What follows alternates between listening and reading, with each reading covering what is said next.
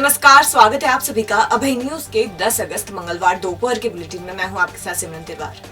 चलिए देखते हैं अब तक की कुछ खास खबरें। इस बुलेटिन के प्रायोजक हैं आर के निवास बाय आर के डेवलपर्स। शानदार घर खरीदें अब अपने बजट में। करीब 17 दिन बाद मंगलवार की सुबह खुली रही। बादल आसमान में छाए रहे लेकिन बरसे नहीं। मौसम खुलने से शहर वासियों ने भी चैन की सांस ली। अच्छी बारिश के कारण अब तक गंभीर बांध में 420 MCFT पानी आ गया है। हालांकि यह बांध की क्षमता से अभी भी काफी कम है। इसी तरह देवास की अच्छी बारिश के कारण सुबह तक पूर्व पर चल रही शिप्रा नदी भी उतार पर है। छोटी रपट से सुबह 8 बजे पानी नीचे उतर गया। हालांकि नदी में अभी काफी पानी है। बारिश के इस मौसम में नदी प्रवाहमान है। दरअसल शहर में 24 जुलाई गुरु पूर्णिमा से ही अच्छी बारिश हो रही है। सावन के महीने में रिमझिम हल्की और तेज बारिश का दौर जारी है। मंगलवार को बारिश ने शहर वालों को कुछ राहत दी। सुबह से दोपहर तक पानी बिल्कुल नहीं बरसा।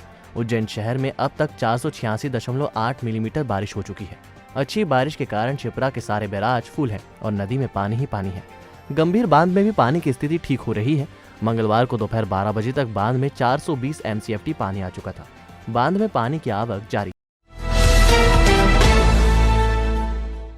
तराना के कचनारिया में खेत पर पत्थर जमाने को लेकर विवाद हो गया। जमकर हुई मारपीट में 3 लोग घायल हो गए। इनमें 2 सगे भाई और उनकी मां है। कचनारिया के मुरली पिता शिवनारायण, नारायण पिता शिवनारायण और इनकी मां जतन बाई खेत पर पत्थर जमा रहे थे।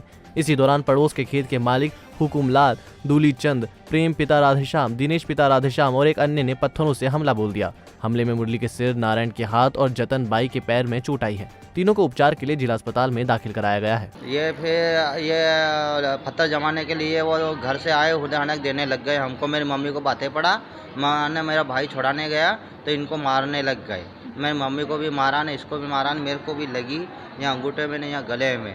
तो मेरे को लगी तो मैं तो वहाँ से भाग निकला। तो मेरे पीछे भी दौड़े, थोड़ी देर दौड़े ने, वो थक गए ने। वो मारने के लिए आए थे वो हमको मारने के लिए आए थे, लकड़ी लेके, डंडा लेके। रेलवे के लोको पायलटों ने मंगलवार को काम बंद रखकर लॉबी के सामने प्रदर्शन किया। ऑल इंडिया लोको रनिंग स्टाफ एसोसिएशन के बैनर पर हुए प्रदर्शन में बड़ी संख्या में लोको पायलट शामिल हुए। लोको पायलट कई बातों को लेकर आक्रोशित हैं। इसमें सबसे बड़ी समस्या ड्यूटी के घंटे बढ़ाना, नाइट शिफ्ट बंद करना और गाड़ियों को रैक के तौर पर चलाना है। इससे रनिंग स्टाफ को जमकर नुकसान पहुंच रहा है। इस दौरान रेलवे स्टेशन पर जमकर नारेबाजी की गई। करीब 1 घंटे तक चले प्रदर्शन के बाद लोको पायलट अपने काम पर लौट गए। मुख्य लोको निरीक्षक अरुण सक्सेना ने बताया कि हमने अपनी मांगों के तहत प्रदर्शन किया है। अगर मांगे नहीं मानी तो डिवीजन स्तर पर प्रदर्शन किया जाएगा। ऑल इंडिया लोको रनिंग स्टाफ एसोसिएशन अपने अधिकारों की सुरक्षा के लिए हर एक लॉबी में, पूरे देश की जितनी भी लॉबियां हैं, आज अपनी मांगों के पक्ष में एक प्रदर्शन किया है, जिसमें हमारे जो अधिकारों का हनन हो रहा है उससे प्रशासन को अवगत कराना है। जैसे कि रनिंग स्टाफ से अधिक घंटे की ड्यूटी लिए जाना, गाड़ी को क्रैक बना के चलाना, नाइट ड्यूटी बंद कर देना, कुछ ऐसी चीज़ें हैं जिसमें हमारे रनिंग स्टाफ के अधिकारों का हनन हो रहा है। तो हम प्रशासन को ये इस अपने प्रदर्शन के माध्यम से बताना चाहते हैं कि रनिंग स्टाफ इन सब बातों को लेकर आक्रोशित है। खेत पर मोटर चालू करने गए किसान को करंट लग गया। उन्हें उपचार के लिए अस्पताल में दाखिल कराया गया है। इंगोरिया थाने के चिकली में रहने वाले 70 साल के मकबूल पिता सुभान शाह सोमवार शाम खेत पर गए थे। उन्होंने यहाँ कुएं पर लगी मोटर जैसे ही चालू की, करंट लग गया।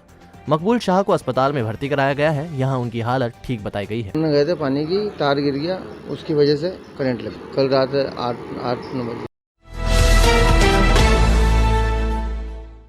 घोसला में ट्रक ड्राइवर को चाकू मारने वाले आरोपी को पुलिस ने गिरफ्तार कर लिया है। दरअसल 7 अगस्त को ट्रक ड्राइवर उज्जैन से पोहे लेकर जयपुर जा रहा था। घोसला के पास ट्रक में कुछ खराबी आने पर ड्राइवर इसमें सुधार कर रहा था। इसी दौरान पिपलोन कला निवासी बद्रीलाल मालवीय बाइक से आया। उसने चाकू निकालकर ड्राइवर के पेट पर हमला कर दिया और बाइक से भाग निकला। पुलिस प्रकरण दर्ज कर बद्रीलाल की तलाश कर रही थी और वह अपने घर पर ही मिल गया। पुलिस ने आरोपी के कब्जे से चाकू, कपड़े और मोटरसाइकिल जब्त की है। महिदपुर के कैप्टन हीरा सिंह मार्ग पर स्थित पश्चिम क्षेत्र विद्युत वितरण कंपनी के कर्मचारियों ने निजीकरण के विरोध में मंगलवार को जमकर प्रदर्शन किया। मांगे पूरी नहीं होने पर उन्होंने अनिश्चितकालीन हड़ताल की चेतावनी दी। इस दौरान बड़ी संख्या में कर्मचारी उपस्थित थे। केंद्र सरकार के बिजली सुधार संशोधन विधेयक को लेकर कर्मचारी लगातार प्रदर्शन कर रहे हैं। इसी कड़ी में मंगलवार को मोबाइल बंद रखकर प्रदर्शन किया। कर्मचारियों ने कंपनी के निजीकरण पर विरोध जताया। कर्मचारी राजेंद्र सिंह दोहरे ने बताया कि कंपनी का निजीकरण होने से कर्मचारियों के सामने संकट खड़ा हो जाएगा। दोहरे ने आउटसोर्स और संविदा कर्मचारियों के संविलियन की मांग भी की। ये हमारा जो आंदोलन है ये निजीकरण के विरोध और हमारी जो मांगे हैं आउटसोर्सिंग कर्मचारियों को संविलियन करने के लिए और संविदा कर्मचारियों को संविलियन करने के लिए, इस चीज़ के लिए यूनाइटेड फोरम और आउटसोर्सिंग संगठन और 17 संगठनों के साथ मिलकर ये आंदोलन पूरे मध्य प्रदेश में आज भव्य रूप में है। और हम इस सरकार को चेतावनी दे रहे हैं कि ये हमारी मांगों को जल्द से जल्द निराकरण करे, नहीं तो अन्यथा अभी 13 अगस्त के बाद में फिर अनिश्चितकालीन हड़ताल भी होने जा रही है। शहर की आषाढ़ी गली में स्थित भगवान नागचंद्रेश्वर महादेव मंदिर में विशेष महाआरती की गई। इस मौके पर भगवान नागचंद्रेश्वर का पूजन और पाठ भी किया गया।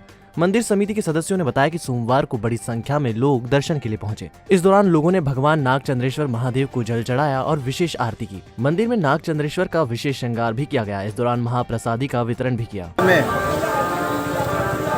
नागपंचमी के दिन भी यहाँ पर आकर्षक श्रृंगार होता है और यही परिपाटी चलती है। और आने वाले सोमवार को बाबा की नागचंद्रेश्वर बाबा की महासवारी नगर भ्रमण पर निकलती है। प्रतिवर्षानुसार इस वर्ष भी बड़ी धूमधाम से बाबा महाकाल नगर भ्रमण पर निकलेंगे और मैं सभी नगर भक्तों से निवेदन करता हूं कि बाबा की इस महाकाल सवारी का बड़ी धूमधाम से ढोल ढमाकों से बैंड बाजों से फूल वर्षा के साथ बाबा का स्वागत करें। यह बहुत ही प्राचीन मंदिर है और इसका निर्माण भी अतिशीघ्र आप सभी के सहयोग। गोगापुर रेलवे कॉलोनी में स्थित त्रिभुवन नाथ महादेव मंदिर से प्रताप सिंह गुर के नेतृत्व में कावड़ यात्रा निकाली गई। इसमें बड़ी संख्या में शिव भक्त पहुंचे। मंदिर से हर साल कावड़ यात्रा निकालने की परंपरा है। यात्रा श्री राम मंदिर, सब्जी मंडी, पोस्ट ऑफिस चौराहा, नागदा रोड, गोगापुर, बारूखेड़ी से झरावदा के झरादेवेश्वर महादेव मंदिर पहुंचे। जगह जगह कावड़ यात्रियों का भव्य स्वागत किया गया। मंदिर में शिवलिंग का जलाभिषेक किया गया। प्रताप सिंह गुरु ने बताया कि शिव पुराण के मुताबिक सावन महीने में जो भी शिव आराधना करता है उसकी मनोकामना शिव जी पूरी करते हैं। कई सालों से इसी कड़ी में कावड़ यात्रा निकाली जा रही है। हालांकि 2 साल से कोविड संक्रमण के कारण सीमित संख्या में ही यात्रा की रस्म पूरी की जा रही है। ये कई वर्षों से हम लोग महितपुर रोड से त्रिभुवनाथ से रेलवे कॉलोनी से हम लोग झरादेश्वर महादेव पैदल आते हैं। वहाँ का जल हम लोग यहाँ पे झरादेश्वर महादेव पे जल अभिषेक करते हैं। बड़ी संख्या में साथी लोग आते हैं। कोरोना काल की वजह से 2 साल से हम लोग कोरोना का पालन करते हुए कम संख्या में भगवान शिव जी का अभिषेक करने आए हैं और पूरे महितपुर और पूरे प्रदेश में अच्छी फसल, अच्छी वर्षा की कामना करते हैं हर साल। और बीमारी जो कोरोना काल था वो इस हमारे क्षेत्र से और प्रदेश से रवाना हो, ऐसी हम भगवान महाकाल से और झरादेश्वर महादेव से निवेदन करते हैं और उनका आशीर्वाद सभी पर बना रहे। भोलेनाथ जी से यही इच्छा है कि जो हमारे देश में जो तीसरी लहर जो आने वाली है, उस तीसरी लहर को जो आने वाली जहाँ शुरू होने वाली उसको वहीं पे ख़त्म कर दे बहुत जल्दी से जल्द। और जो भी हमारे नगरवासी की जो भी हमारी सबकी जो इच्छा मनोकामना है वो झरादेश्वर महादेव बहुत जल्दी जल्दी पूरी करें। और हर वर्ष की तरह इस वर्ष भी बाबा के दरबार में पधारे और हर वर्ष इसी तरह पधारते रहे, यही हमारी कामना है। छीन हो गया था, इसलिए अभी 10 गांव के पूरे सहयोग से इसका जीर्णोद्धार हो जाए। पूरा नया 1 साल भर हुआ है और ये काम इसका युद्ध स्तर पर चल रहा है। सारे गांव के लोग श्रद्धा से अपनी जो इच्छा है वो पैसा दे रहे हैं और मंदिर का काम चल रहा है। यहाँ हमें किसी को मालूम नहीं है कि कितना पुराना है कितना नहीं, मतलब चला है। और यहाँ 12 साल से सलग रामायण चल रही है। कोरोना की गाइडलाइन धर्म पर भारी पड़ रही है, जबकि अन्य आयोजन धूम धड़ाके से हो रहे हैं। प्रशासन ने नीलकंठेश्वर महादेव की सवारी पुलिस के साये में सीमित क्षेत्र में ही निकालने की अनुमति दी, जबकि पुलिस अधिकारी के सेवानिवृत्त जुलूस और पूर्व विधायक के जन्मदिन के रोड शो पर कोई प्रतिबंध नहीं लगाया गया। दरअसल नीलकंठेश्वर महादेव की सावन सोमवार की सवारी को लेकर प्रशासन का अड़ियल रुख देखा गया। प्रशासनिक सख्ती के कारण सवारी केवल मंदिर परिसर में ही निकाली गई और इस कारण लोगों में खासा आक्रोश रहा। उन्होंने अपना गुस्सा सोशल प्लेटफॉर्म पर जमकर निकाला। भगवान नीलकंठेश्वर के भक्त सवारी निकालने पर अड़े रहे, लेकिन प्रशासन पूरी सख्ती के मूड में दिखा।